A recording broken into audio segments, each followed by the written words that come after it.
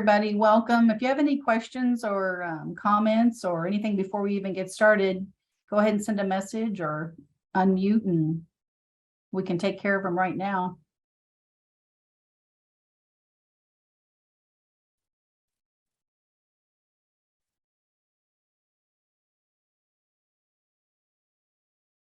We'll be getting started real soon, right on at 12 o'clock, because there's quite a bit to cover today. So just letting everybody know we will get started here in about 2 minutes.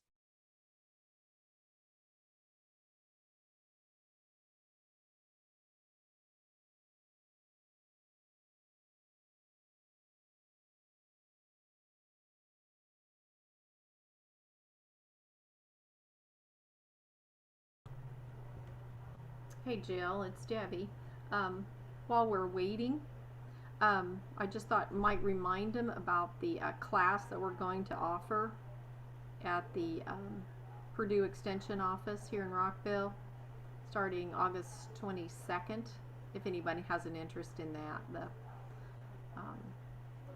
meal prep class. Yeah, can you tell them any more about it? I mean, I don't have a whole lot of information on it. I know some people that have gone to that. They really liked it.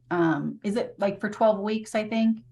It is for 12 weeks, and it's once a week, and I've got this information here in front of me. It's in the evening. It goes from 5 p.m. to 6:30, and all you have to do is register just to let us know at one of our offices here that you want to sign up.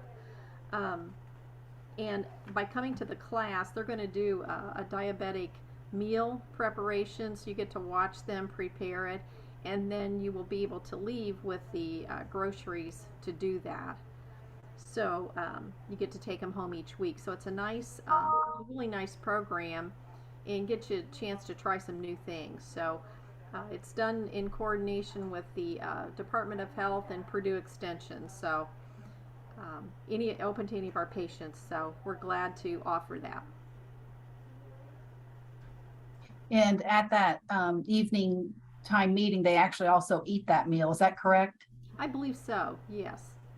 I believe they fix enough to let everybody taste, and Yeah. but then you get to leave with that sack of groceries to do the same things at home. So Yeah, I know my mom and one of my would be her cousin went to that, and they really liked it, enjoyed it, learned a lot, and they always went home with more like food than they could actually use for that meal even. And then I don't know if this is true or not, but I've had other patients tell me at the end of the 12 weeks, sometimes they have, you know, I don't even know, like maybe an air fryer or just something different. I don't even know if that's going to be true this time, but sometimes they have something like that, or a crock pot or whatever that also everybody gets, but I'm not sure you if can. that's the case I this think time or that's not. still the case, Jill. If they complete the course, Oh, okay. yes, I think you do get to have some. Oh, okay. Yes. Can everybody hear me okay? If you can't, let me know. I'm in someone else's office and I just heard, I think the air conditioning turn on and it's really loud. So let me know if you're having trouble hearing. I turned my volume up so that I can hear you guys, and then I'm going to try and talk loud. So just let me know if you cannot hear me. Oh, is there a cost? There's no cost for the event. Is that correct, Debbie? That is correct. The only thing they do like to have the providers here at Valley draw an A1C kind of at the start and at the finish, but that is something your insurance would cover, and that's really the only thing they like to see. Some statistics, has it made a difference in the overall plan of being able to understand more about cooking and meal preparation in your A1C over that period. So that's it. No cost. Yeah. So they like an A1C that, and it would actually be kind of interesting even for you to see that. You may already have a current A1C that you can use and then get one later, because I thought when we talked to the ladies that were running this, like if they've had one in the last 3 months, they might accept that one. You don't have to necessarily get another one, but then at the end of the 12 weeks, I'd like to see another one to see if there was a change even in that A1C. And then someone's asking, where do they sign up? And you're saying they can just call here at one of the clinics? Yes, absolutely. Just call and ask for one of the care coordinators. So they can only take, I think, up to 10 to 12 patients. So first come, first serve. So we definitely, if you have an interest, we definitely want to get you in there. Yeah, and that's here in Rockville. Is that at the fairgrounds? Is that where they're having it this I'm time? pretty sure they either the 4-H building or the meeting room there. Probably the meeting Yeah. room because there's a nice stove and everything in there. So yeah, easy Okay. to get to, right off of 41. Yep. All right. All right. Yeah. So call the clinics, ask for one of the care coordinators, and they'll have more information to help you out with that if you're interested in that. Thank you, Debbie, for sharing that. I'd forgotten all about that because I think I get focused too much on what I got to do, and I forget of all the other things that are going on around that are actually can be really beneficial in all kinds of ways. Even if, and I know when you've talked to I talked to the lady before that was in charge of these, you know, she'd said, even if someone doesn't have diabetes or doesn't have the diagnosis, if they have the room, they would take somebody, you know, to sign on, like a family member who wants to come with you. That would be fine with them. They want family members to learn. So, you know, if you're the one cooking, so like I think a, you know, husband, wife, or whatever, then they would want everybody to come, both of you to come, so you could learn to cook and then learn also just basic information about diabetes and helping you self-manage. So thanks again. Right. So today we're going to talk about reducing risks. And really, we're going to talk about what to stop and what to start. And back in January, when I was starting to look over what should we do this year, something different, what we haven't done so far this year, the things that kind of came to mind is some of the things that I'm noticing that I'm actually not spending enough time on when it comes to, I'm having trouble getting, there we go.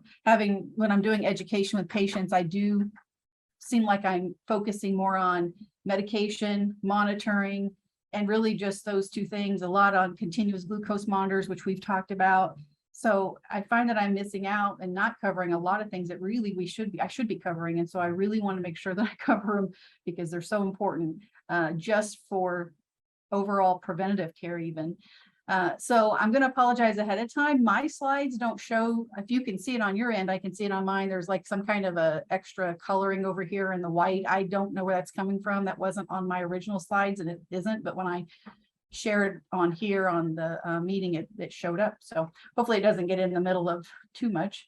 So I want to know if any of you guys have thought of this as you're thinking about managing diabetes, if you have ever thought about diabetes and how smoking affects it, or how drinking alcohol affects diabetes, or having an eye exam or not having an eye exam, or how important dental exams are, foot exams. And then of course, exercise is one that I think a lot of times, sometimes I do get to talk to patients, but it's very little because a lot of times it seems like patients aren't ready or willing to maybe go through exercise yet. And so I came up with some other information that hopefully will help encourage you to add some exercise. But what you guys can add into the messages, send me a message, send a note so they can all see it as a group. But have you really considered how diabetes and these topics really can affect each other? Or is this new to you also? So if you're commenting on that, I'll give you a little bit of time to share that because I want to remind you that our theme is for 2022, let's get serious on this. I've held diabetic groups since 2015. Every month we've had them. We used to meet in person before COVID. Now we started the virtual meetings. And it just seems like, you know, we've been doing this all these years, but are we really making progress? And so when we started out this year, I thought all this time, and I don't know if we're making progress or not, it's like, it's time to really start getting serious. It's time to stop saying you're doing something when you're really not, but truly get serious on this. If you're really truly getting serious on this, then this presentation is going to really give you some good information. I'm going to encourage you just to take one thing away from today. I know sometimes when we go to conferences or we have a virtual diabetic group or you read an article, sometimes there's so much in it that you can start to feel overwhelmed. Don't let it overwhelm you. Just tell yourself, what one thing can I take from this? What one change might I be able to make, or am I willing to make? And so some of these slides are going to have a lot of information on it. Some aren't going to have a whole lot, but I don't want you to get overwhelmed. I want you just to realize we're not asking for perfection. We just like for you to realize these things are important also. You can't do everything at once, but what one thing could you choose to get started on? Hey, Jill, it looks like there's somebody put in the chat alcohol. Yeah, you had not thought of alcohol and blood sugar, I think is probably what they're saying. So What's interesting about that is a lot of my patients that I meet with, usually it's the younger patients when they find out they have diabetes, or they're started on a new medication for diabetes, that their question is, can I still drink? And of course, we're in a hard spot as the medical, we're trying to think, we should probably say no, but maybe we don't want to take away everything in life that they enjoy. So we really do have to have a conversation about what is safe when you have diabetes. So the doctor told the patient to drink red wine. So yes, that's true. That's one of the things that one of the articles I read was saying, even though we talk about red wine being, heart healthy. And so, we're going to talk about serving size because it's not that maybe you can't have it. It's that is the serving size correct for whether you're a man or a woman. So there's even a difference with that. So when I think of, smoking, we all know, I think overall, after many, many years of having cigarettes around that, it's not the best thing or the safest thing to smoke cigarettes. We know that, the cigarette smoke, the nicotine and everything can damage lungs. We know of cancer, heart disease, and even damage other organs. But I want to point out that cigarette smoking is the leading preventable cause of disease and death in the United States. The leading preventable cause and death. If you can cause of disease and death. If you can stop something, if you have the ability to prevent it, then it is on us actually to make that choice and to get the help needed to help us stop. And it is a risk factor for developing type 2 diabetes. And then also if you have diabetes, it can cause other problems. So let's look at that. How does smoking affect type 2 diabetes? And so I put type 2 because that's what the article focused on, but if you think about it's the same thing, especially with type 1, you're going to have diabetes for many years because usually, not always, it starts when you're young.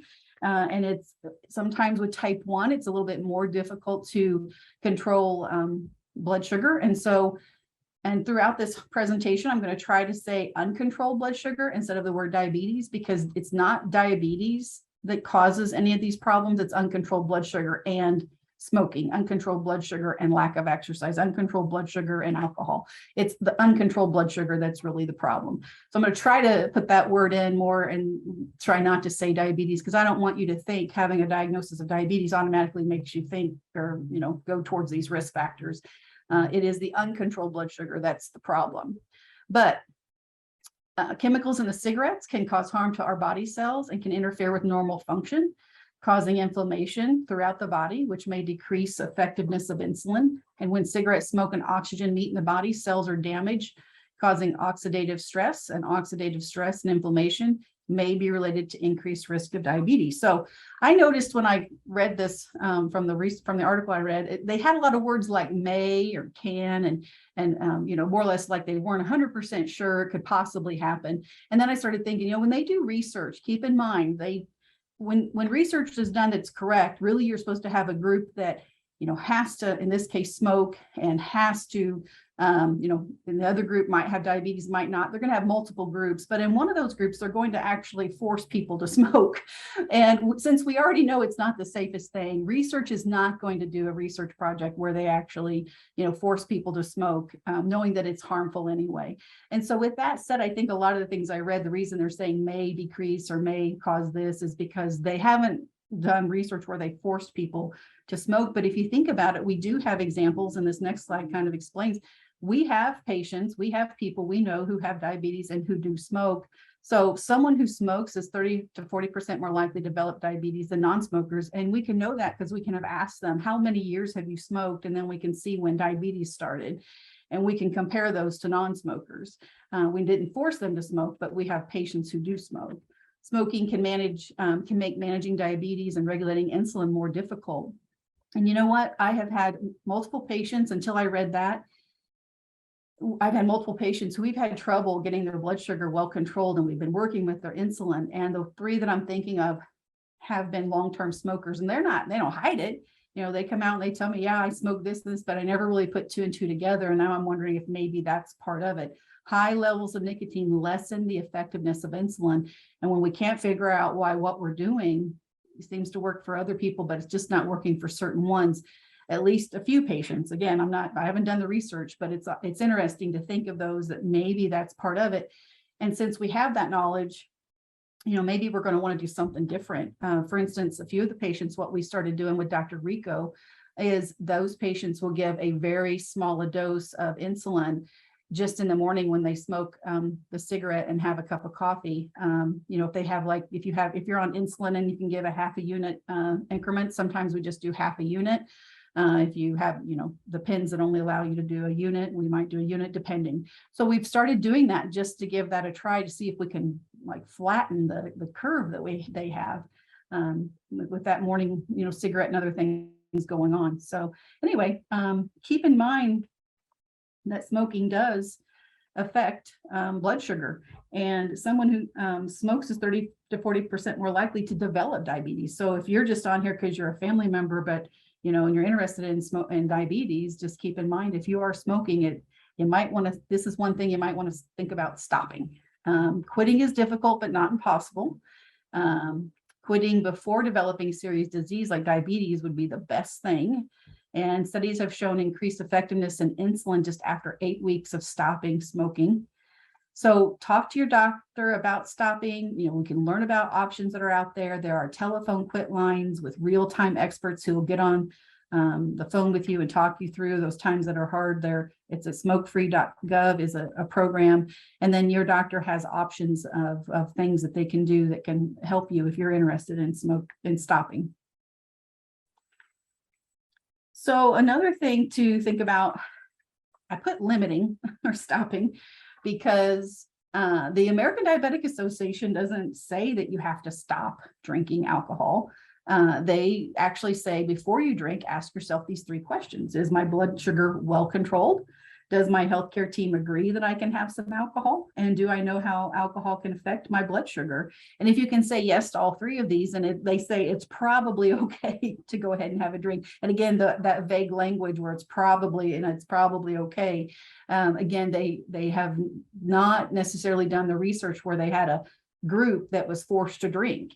I have patients who always say, hey, I'd be willing to be part of that, research if they ever want to do it because they enjoy their alcohol. And I'm like, they're not going to do that because they know overall alcohol is not the best thing for us. Our body looks at it as a poison. And so they're not going to force somebody to do something that they know could possibly harm them just to do some research. So when you think about alcohol, the American Diabetic Association says you can have a moderate alcohol intake.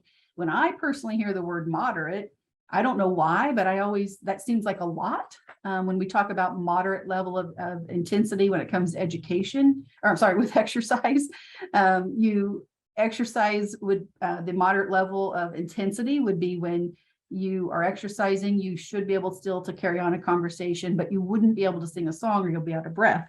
So to me, that moderate level, you're getting up there, it's pretty intense. And so I think of moderate as a lot, but it's really not when the American Diabetic Association is talking about alcohol. Only the American Diabetic Association suggests or recommends only 1 serving of alcohol for women a day and 2 for men. And those are servings. And so the serving, a 12-ounce beer, that makes sense. Most of the beers come in a 12-ounce can, but not all of them. But wine, if you think about it, a lot of times it's just the size of the glass and you open the bottle of wine and you fill the glass up. But really, you should only have 5 ounces of wine.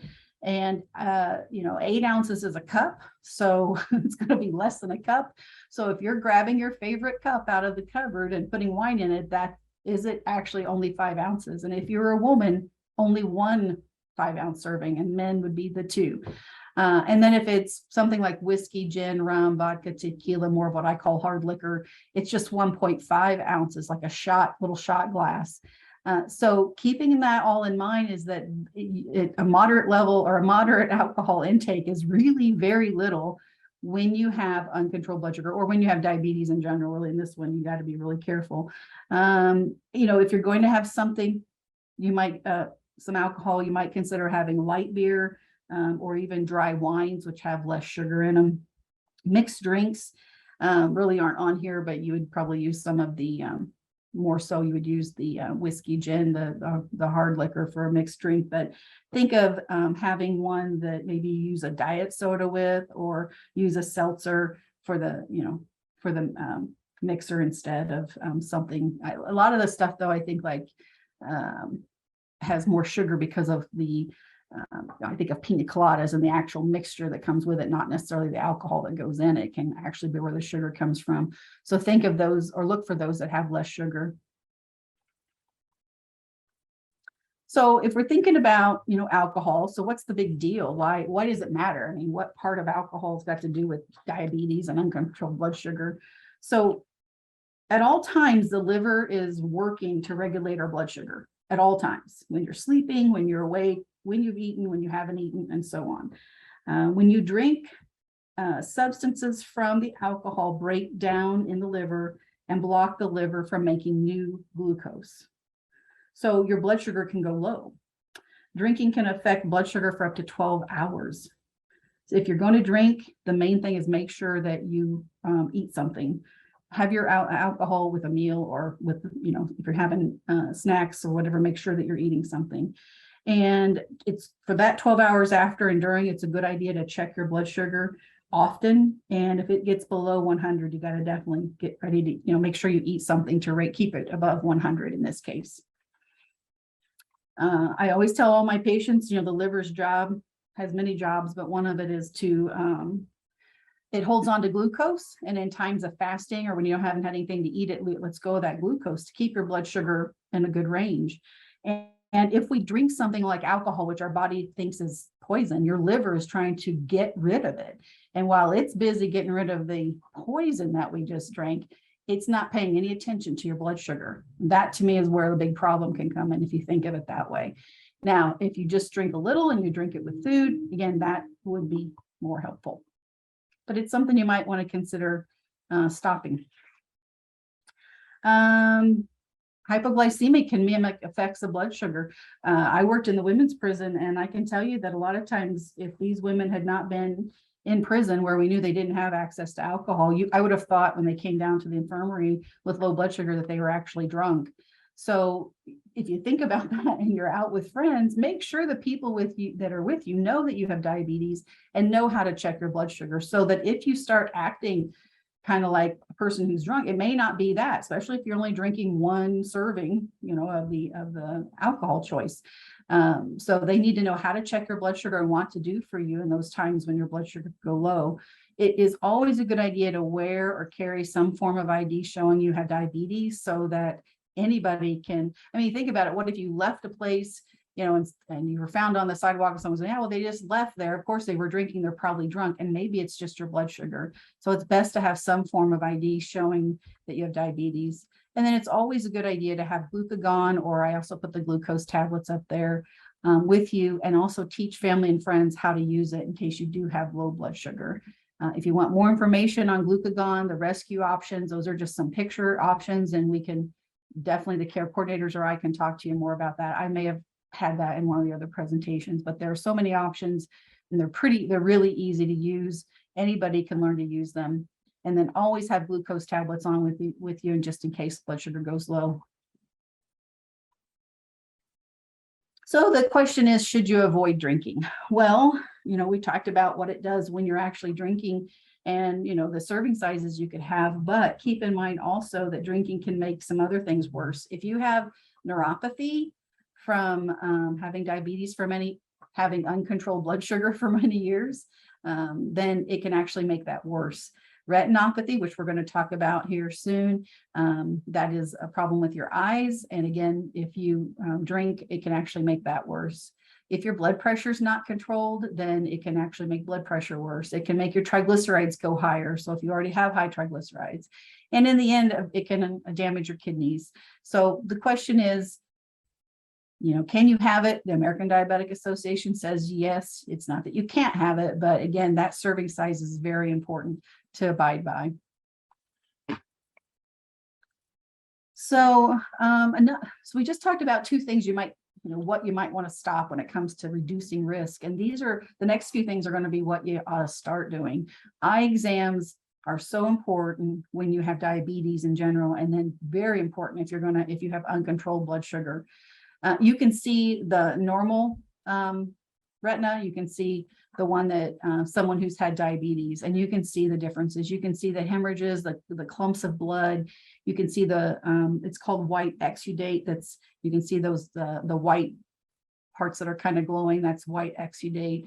The vessels, you can see on the left-hand side, you can see so many more of the vessels, the small ones, and the vessels, of course, are what bring through the blood, bring oxygen to the eye, keep the eye healthy. And you can see on the right-hand side that some of those smaller vessels are either gone or occluded, or there's something going on. You just can't even see them.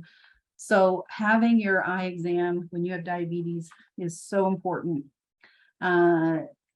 Type 1, again, the T1DM is for type 1 diabetic mellitus. Type 2 is for type 2 diabetes.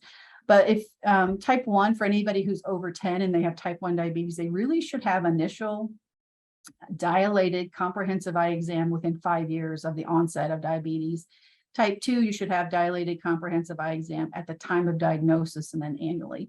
So can someone tell me why someone with type 1, which usually we think pretty serious about, I mean, their pancreas isn't even releasing any insulin, why they can wait 5 years to have their dilated comprehensive eye exam, and someone with type 2 needs to have it at the time of the diagnosis of type 2? Can anybody tell me why that would be? If you put that into the messages, I will go on and then we'll look back at it. If there's no evidence of retinopathy for 1 or more annual eye exams, you may be able to kind of push out that next eye exam to 2 years, maybe, for a screening. If there's any level of diabetic retinopathy, you need a screening annually.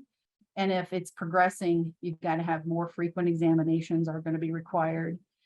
This is interesting. I know, I'm not sure who's on here who, at what point you are in your life. If you're planning pregnancy and you have type 1 or type 2 before you get pregnant, they really, when you're planning pregnancy, they want you to have a comprehensive eye exam and counseled on the risk of development or progression of diabetic retinopathy. And it has to be monitored at each trimester and 1 year postpartum. So again, very serious about eyes. Of course, we all know the importance of our eyes and we should take them for granted, but important to have your eye exam to reduce risks.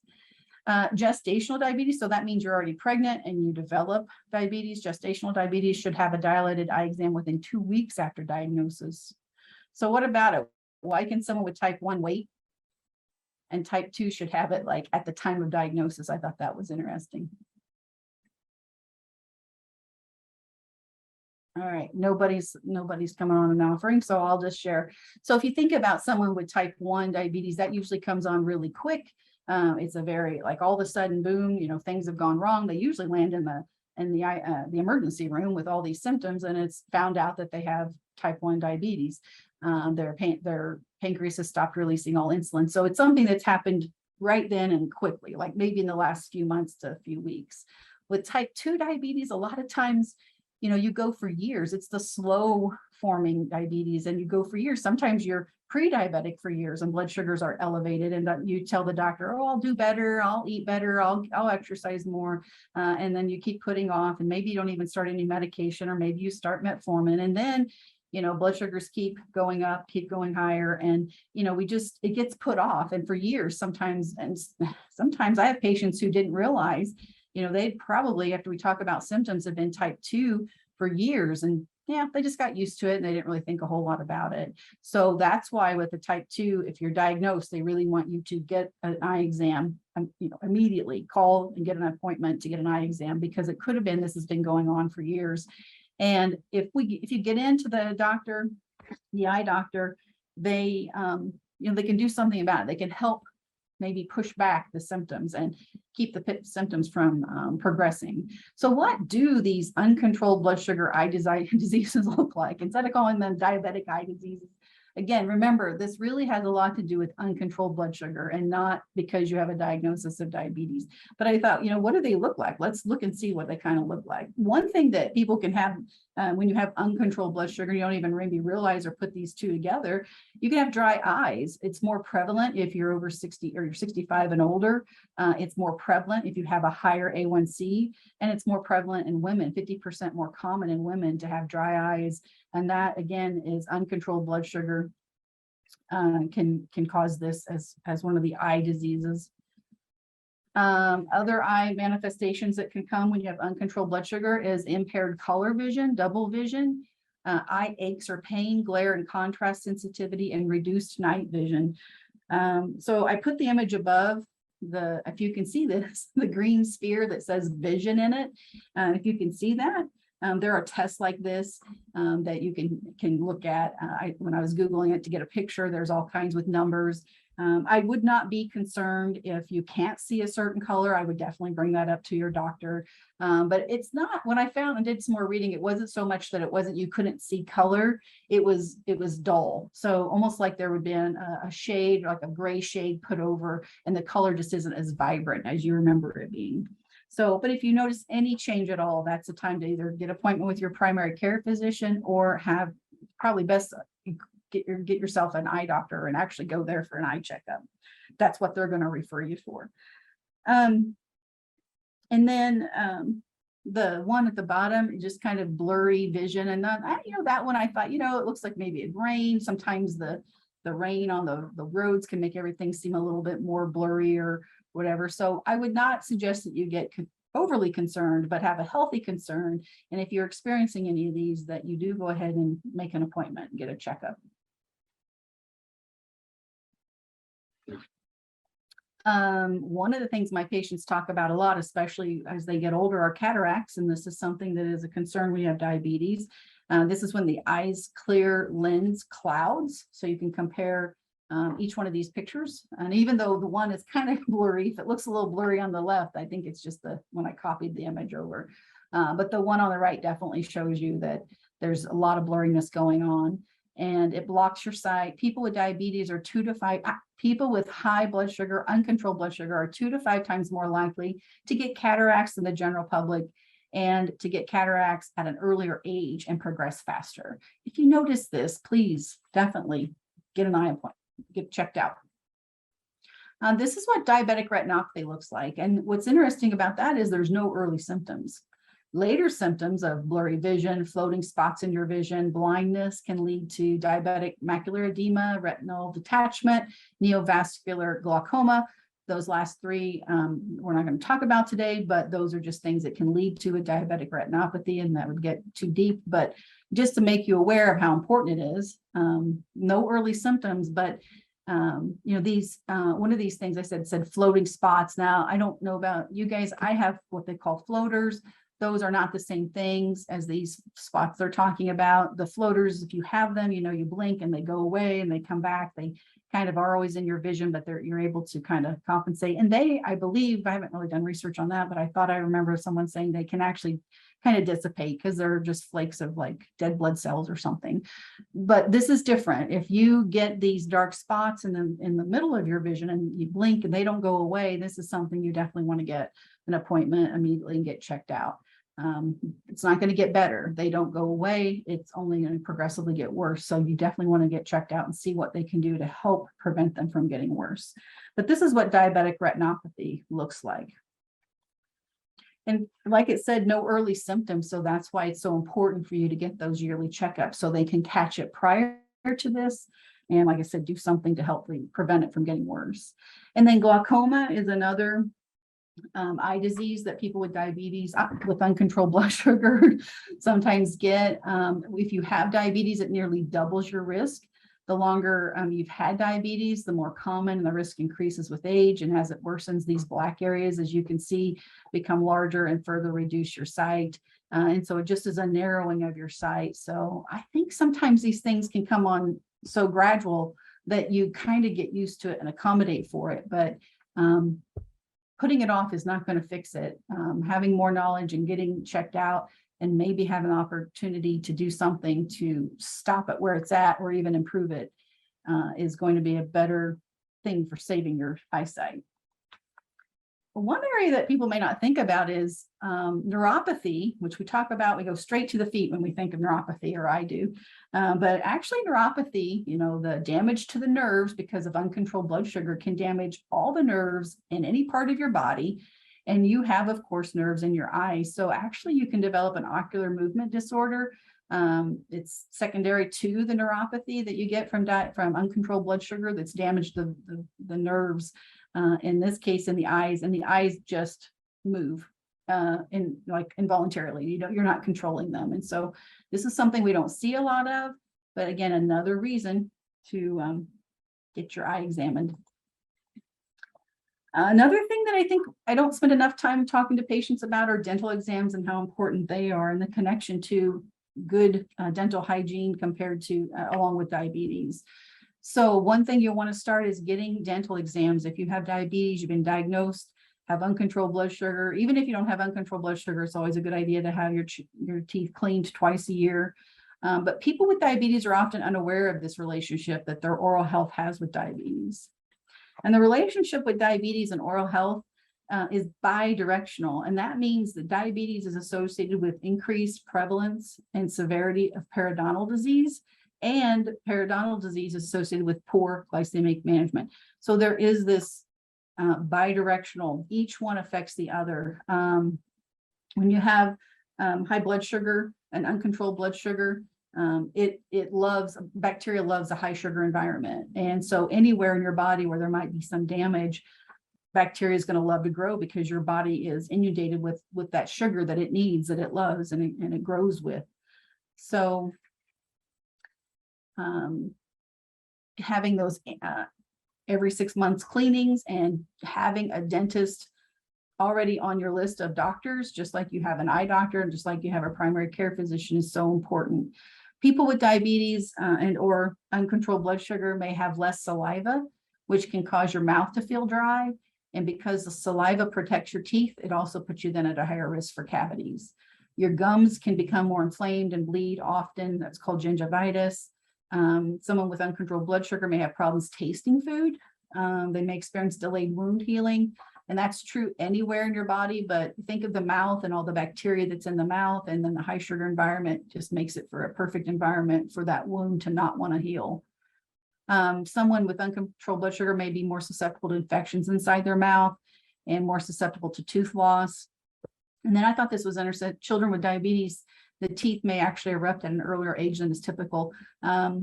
I'm not sure. I didn't really find out how that's would be dangerous. But if you think about it, that might be a key to somebody whose child's teeth erupted sooner. There might be actually something else going on with blood sugar that they don't even realize at that point.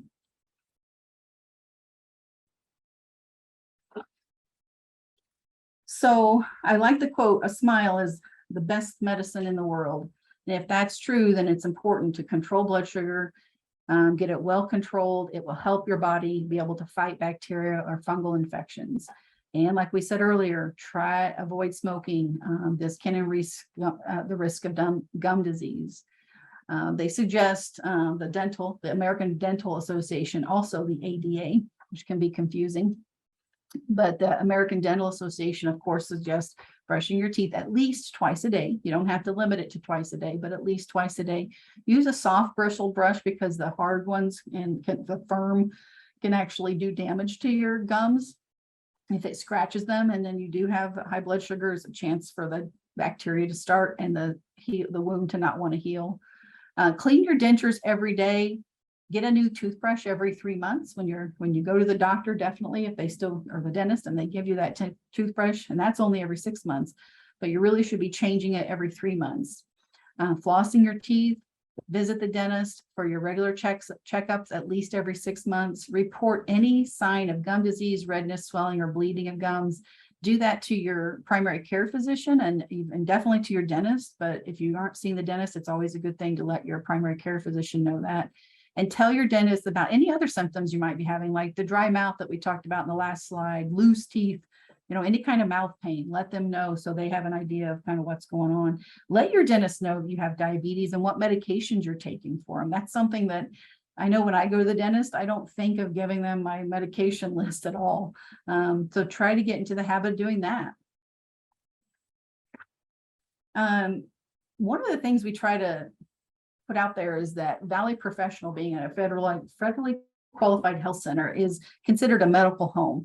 And what that means is underneath one umbrella, underneath one roof, you have multiple services. We have your primary care physician, we have care coordinators, community health workers, we have behavioral health, We have chiropractic now, and we also have dental services at Crawfordsville and Cayuga. So if you're one of our patients, it doesn't matter what clinic you go to see your primary care physician, you can go to Crawfordsville or Cayuga. You can get an appointment to go there and see at one of our dentists. So if that's something you're interested in, you can even talk to your primary care nurse and they can help you get signed up for that. Or I mean, get you an appointment, or you may, and this is something Debbie might be able to help with because she was at Crawfordsville.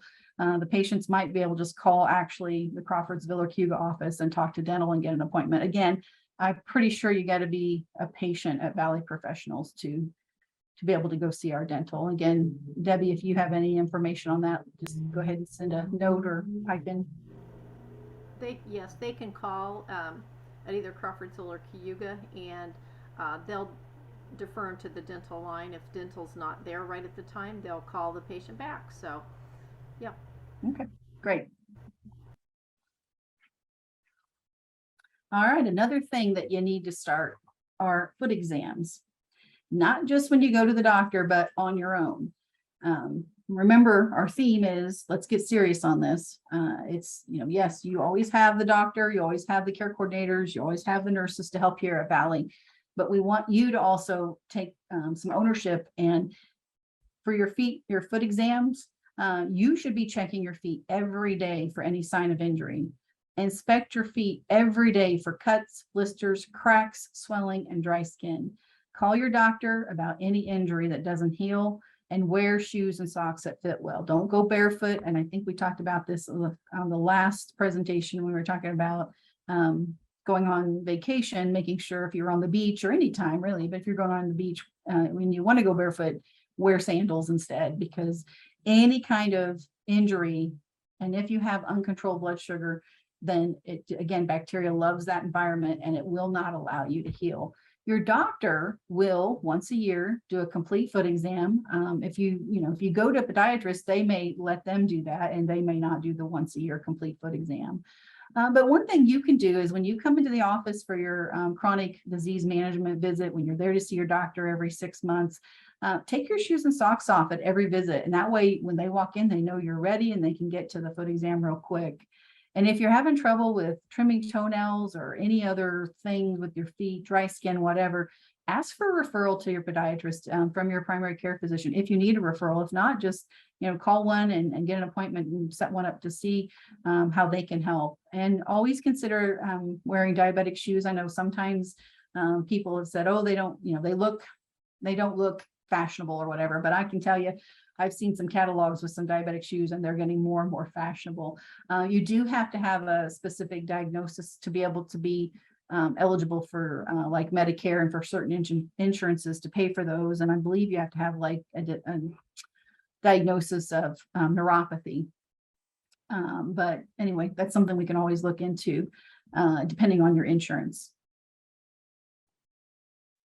So there are some sobering statistics when someone doesn't take care of their feet and foot exams are not done, maybe in a timely manner.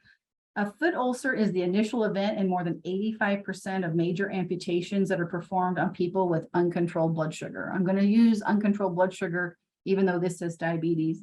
I'm going to try and say it every time. In the United States, every year, about 73,000 amputations of the lower limb are performed on people with uncontrolled blood sugar. Throughout the world, it's estimated every 30 seconds, one leg is amputated due to uncontrolled blood sugar. 10% of people with uncontrolled blood sugar have a foot ulcer. The lifetime risk of developing a foot ulcer for someone with uncontrolled blood sugar is 25%. Every year, about 1 to 4% of people with uncontrolled blood sugar develop a new foot ulcer. Between 10 to 15% of uncontrolled blood sugar foot ulcers do not heal. Of uncontrolled blood sugar foot ulcers that do not heal, 25% will require amputation. In one study, research showed that following an amputation, up to 50% of people with uncontrolled blood sugar will die within 2 years. Approximately 20% of hospital admissions in people with uncontrolled blood sugar are due to foot ulcers. These are some sobering statistics, but I replacing the word diabetes with uncontrolled blood sugar, I really want to hit that home because it's not the diagnosis of diabetes, it's the uncontrolled blood sugar that leads to these higher risk factors. If your blood sugar is well controlled all the time, which I think is probably impossible, there's always going to be some highs. Our goal is that you would be 80 to 140 before every meal, but what about right after those meals? There is going to be some high blood sugar, but overall, well-controlled blood sugar will keep these risk factors and these sobering statistics pushed back away so that you don't ever have to experience this. But it's sobering to think that, and the one thing people, maybe this is on the next slide, one of them was that people put off coming to the doctor when they have a sore. And when they do that, then that's when they're more likely for it to progress and be even harder to try to get healed, especially with uncontrolled blood sugar. So there's an increased risk for diabetic neuropathy alone causes about 45 to 60% of the diabetic foot ulcers, because you don't even realize that you've harmed, have an injury on your foot because of the neuropathy. You can't even feel the injury. An ulcer present for more than 30 days is more likely to become infected. Again, if you were checking your feet daily, it wouldn't go 30 days. You would be checking it daily. And as soon as you see something, contact your doctor. Don't put it off. If you have peripheral artery disease and neuropathy, then it's approximately 45% of diabetic foot ulcers. Peripheral artery disease just means that you're not getting the blood to those lower extremities as needed. So it's a combination, making it even worse. Men with diabetes over the age of 60 are more likely to develop foot ulcers. Waiting to be seen by a doctor for a foot ulcer for longer than 6 weeks can increase the likelihood that the ulcer will result in amputation. Again, don't wait. People with uncontrolled blood sugar, foot deformities, or peripheral artery disease, that's what the PAD stands for, with visual impairments, who smoke, or chronic kidney disease, that's what CKD stands for, especially if you're on dialysis, are more likely to develop a wound or an ulcer. The risk for amputation may be decreased. This is the good news. Up to 75% if a team specializing in the care of diabetic foot ulcers involved. This team could consist of a specialist from wound care, your diabetes podiatrist, infectious disease, vascular specialist. The takeaway from this slide is don't wait. If you have a sore, ulcer, or anything on your foot that's different, even dry skin, let your doctor know about it. Ask for a referral to a podiatrist, because the risk can decrease up to 75% once you get that team of specialists put in, working together with you to help heal the wound or hopefully prevent it, is actually what I think our goal would be.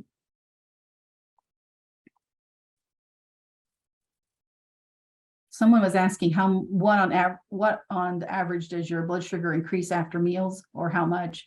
Really that depends on what you eat. If you think about it, we really can't know that. And if somebody has a continuous glucose monitor, even if you don't, you can do a little experiment. Eat your meal, whatever you're going to eat, or your snack, and then just because you're doing an experiment, make sure you have the time, but every 15 minutes, check your blood sugar and see what that blood sugar does. I always use a birthday cake because that's my downfall. So if you eat a piece of birthday cake, there's a really good chance blood sugar is going to spike into a mountain peak. If you eat, I don't even know. I was going to say, say I eat a piece of chicken. There's not even carbs in it. So clearly my blood sugar should not spike like it did with the piece of birthday cake. So it's always something you can do a little experiment and see what food does to your blood sugar. As far as like how far it's going to go up and how much it spikes, it's hard to tell. Everybody's body digests food differently. So I might be able to eat popcorn and be just fine. My blood sugar doesn't spike. It's well controlled. But someone else who has diabetes might eat popcorn, and because of the way their body digested it, just allows blood sugar to spike. So you learn from that little experiment what you can eat and how you should maybe limit it. It's not that you can't have it, but a smaller portion. And you also start learning from that experiment, which foods do make blood sugar spike and stay high, So our goal is that it would come back down in 2 hours. Our goal is that it would stay 80 to 140 all the time. That's really our goal. But we know that after we eat, blood sugar is going to go up some. The more food you can eat that has more fiber in it, the less likely it's going to spike. But that's a good question. I think that's going to be an individual little experiment for everybody to do. Whether you have a continuous glucose monitor, it makes it easier because you can scan it or see the results. more often. But if you don't and you have a glucometer and want to just do finger sticks about every 15 minutes after you eat, it's going to take quite a few strips and lancets. But go ahead and do that experiment if there's a food that you're really wondering how that affects your blood sugar. So what those last two slides with a lot of information and I'm really are saying diabetic food ulcers are preventable and you are a big part of preventing them. Up to 50% of diabetic foot ulcer cases can be prevented with appropriate education focused on teaching people with diabetes how to care for their feet. So if I go back to the slide here, this is your side right here. Check your feet every day for any injury, any sign of injury. Even if you've got little red areas, you're like, why am I getting red areas? Did you just buy a new pair of shoes? Are those shoes wearing wrong? You know, so on. Did you get bit by an insect? That's what's happening to me lately. Do you have poison ivy? I don't know. Any kind of injury that's going to cause it to not want to heal or to open up and get possibly bacteria in it. You want it to be seen by your doctor, especially like it says, if it doesn't heal. I would give it a few days, maybe if that doesn't hurt, depending on how bad it is, to go ahead and give us a call and ask, should you come in and get checked? Inspecting your feet every day for all of these, blisters, cracks, swelling, dry skin, calling with an injury. Don't wait. And then wearing your shoes and socks that fit well and don't go barefoot. This is your side. This is your job. And the doctor has their job also. But that's one way of preventing the diabetic foot ulcers, is making sure you're taking care of your feet. Again, I think feet we take advantage of, and our eyesight we take advantage of. We don't think about those being damaged. It's bad. And so I don't know. I don't think of them enough. I just take them for granted, I guess is the word I'm looking for. So exercise is something that I know that the care coordinators probably talk about with patients who have diabetes. And I know I have in the past. It just seems like lately continuous glucose monitors have taken over our education, at least on my side. And so that leads me to medication and monitoring, how that medication is working and how well, what we need to adjust in the medication. And so I've gotten away from exercise, but this is something that I'm going to ask you to think about starting. And I think the thing that brought this to mind was every time I do bring it up with a patient, I always hear, oh, I can't do this, or I can't do that. Keep in mind, the American Diabetic Association is saying 150 minutes of moderate level activity. Like I said earlier, moderate for exercise would be you finally, not at first, but at some point, you work up to get your heart rate up to where, you make sure you could still carry on a conversation, but if you sang a song, you'd be out of breath. So that's what's considered moderate level of intensity. And everybody's moderate level is a little different. So if you're walking with someone else who has longer legs, they might actually be able to go a little faster, and they're moderate level because of their stride or whatever, or maybe they're wherever they're at in their activity, their exercise level, they're just a little bit more advanced. Don't think that you have to keep up with them, but always work at your level of moderate level intensity, and you work up to it. And you also then, if you get to the point you want to go above it, then that's something that you think of later also. But to get started, 150 minutes does not need to be done all at once. You break it up into smaller increments as much as you want. It can be 5-10 minutes here or there. It doesn't even have to be a 30-minute or an hour exercise event. And I also want to point out, it does not require a new wardrobe or even new shoes. And I used to use this a lot, chair exercises and things like that. And I really have gotten away from. I want to remind you about that. So I just really threw some pictures on here as a reminder of things that you can do. So when you tell me, or one of the care coordinators or whoever you're talking to, I just can't exercise, I just don't, I just can't do it. I can't walk, my knees hurt, or whatever it may be. There are things that you can do. And the chair exercises these are just some examples. I'm sure we used to have a handout. I probably could find that somewhere if somebody's interested in some of them. Specific chair exercises to do. And then the yoga workout, again, some of my patients have gotten on YouTube and just watch the yoga chair exercises, and they have loved it. It's helped their back pain and other things. For some reason, yoga, when it comes to blood sugar, seems to really work well with helping to control blood sugar. And then I put the little picture of the kids swimming, because you don't have to be an Olympic swimmer to go out and swim. You can use a little floaty, you can use whatever to just paddle or to, kick back and forth. And this time, I don't know if Rockville still does it, but the Rockville Public School swimming pool used to open up like an hour early and let more like adults come in and swim. And that way the kids came in later. You don't want to be splashed, whatever. You just want to get some exercise. Whether if you don't have your own pool, think about joining the Y. Think about, like I said, a local pool. Somebody was telling me that even the pool at Turkey Run State Park opens up for just adults for swimming also. So think about that. And then two of our care coordinators did a presentation on exercising with your pet, just because it gets them active and it kind of can motivate you because you're actually doing something with your pet. So I threw some pictures in here because, again, it doesn't have to be real like complicated. So of course, the one lady looks like she's doing some yoga. That move might be kind of more complicated than the chair yoga. But think about what you can do with your pets. Even one of the things they suggested is throwing the ball outside, and just being outside with them, throwing it, and then walk a few feet or whatever, and then throw it again. You're getting some activity. And then I included the one with the dog on the stairs, because I thought, if you have stairs in your house and it's safe for you to go up and down the stairs, that's something too. Just getting some activity. It doesn't require new shoes or new wardrobe, but any of these can be tried at home. And using YouTube, you might even be able to find some actual, coaching that they would offer, that you could actually watch and actually have a little bit more, plan to it than just doing some of these stretches. So it's about time to start good habits and stop the bad habits. And keep in mind that you play the most important part in reducing risks. Well-controlled blood sugar is the best way to lower the risks. That on really all the topics today. Of course, monitoring your blood sugar, keeping a log, bringing it with you to your appointments is always important. But don't forget the other self-care behaviors that can really help you reduce these risks. Eye exams, dental exams, foot exams, and I forgot to put exercise on there. But these are the things that if we don't talk about enough, and I know that everything, it's been a long presentation. There's a lot of information here. I'm just encouraging you to choose one of the things we talked about, or even a part of one of the things we talked about today. Doesn't have to even be everything that we talked about to get started. If you haven't had an eye exam, make that appointment. If you haven't had dental, think about coming to one of our clinics, get an appointment. If you haven't had a foot exam, keep that in mind the next time you go to the doctor's office. Take your shoes and socks off and get ready for the foot exam, knowing that's important. Or start with just doing your own foot exam at home. That's simple enough. Okay,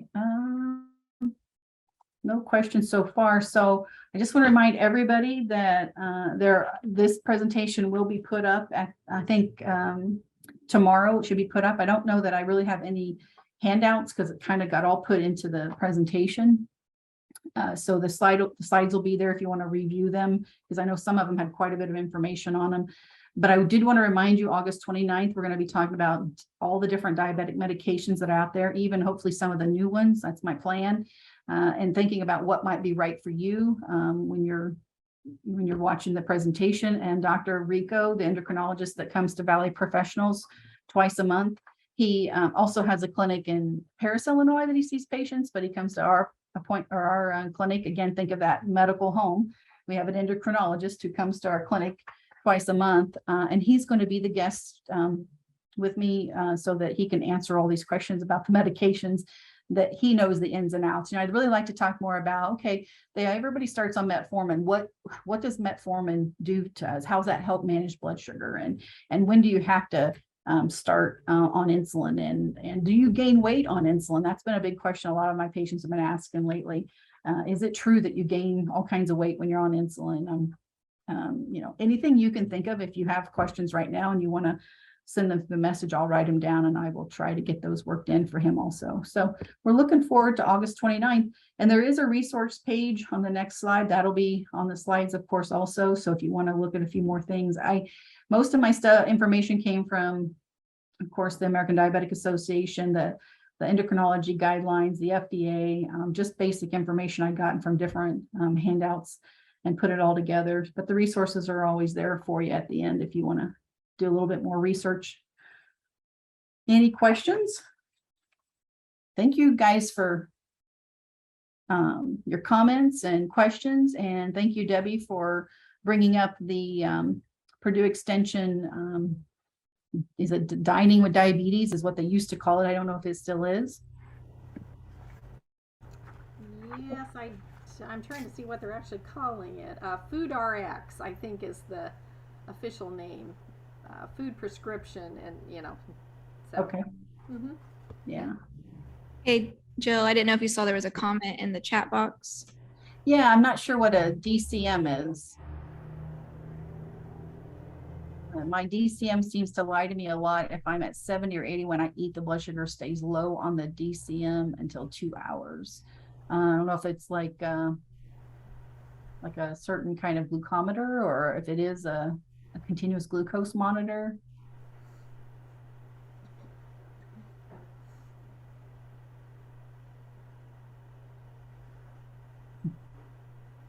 Oh, I guess continuous glucose monitor. So think about that, of why blood sugar might not react as quickly as what you would think it should. When we eat, it takes a while for the food to actually make it through the intestines and get distributed and get into the bloodstream. But and then with the continuous glucose monitor, it even takes it longer because it's getting from, not that long, maybe 15 minutes. It comes from the blood into the interstitial fluid of our cells, which is where the CGM sits. But also think about, there's another thing we talked about, neuropathy of the feet. We talked about neuropathy, remember, with the eyes possibly doing nerve damage to the eyes, which causes eyes to move involuntarily. But you can actually have neuropathy of the intestines. So it could be that, and I don't know that that's true or not, but that's something that your doctor could look into. But it could be that if you're noticing blood sugar staying at a certain spot after you eat, and you're expecting it should have gone up, like if you have low blood sugar or something, you're trying to get blood sugar up. It could be that your digestion is slower than what it maybe has been in the past because of it's gastroparesis. It's slow digestion because of the nerves are not as acting like they should. They're not moving as quickly, or maybe they're just not working at all. And then if it's low blood sugar you're talking about, like you're having a low and it's just not getting up quick enough, find a different fast-acting glucose. Find something else that works better for you. Because if you're having a low, I don't want you to stay low. If you're 70, 80 and you're thinking, I'd like to get my blood sugar up, but you eat something that doesn't go up, think about eating something of a faster carbohydrate, and even try the glucose tablets, because they're going to be carb controlled. Each one of them is about 4 carbs. So you could control that by eating about 20 carbs if needed, or 12 to 20 carbs, and see what that does. But if you're worried about low blood sugar and it's just not going up fast enough, then definitely got to find something else that works for you. Everybody's body digests food differently. So when it comes to fixing low blood sugar, you got to find the thing that works for you. I've got some people are like, yeah, I drink a cup of milk, and I'm thinking, okay, that works for them. But I got others like, no, milk does not work. They have to have, a certain kind of candy to get blood sugar up. If you're thinking of food, just seems like your blood sugar just doesn't change very quickly. It takes it a while. And you're talking about, the high, yeah, I think it has maybe more to do with the digestion, maybe the food you're eating, if it's got more fiber and it shows up later as a higher blood sugar, or maybe gastroparesis, where your digestion is just a little bit slower than what it maybe should be for that. You're thinking that it should show up on your glucometer or your continuous glucose monitor. All right. Well, thank you guys very much. Great discussion. And I will look forward to seeing you in August when we meet with Dr. Rico and talk more about diabetic medications.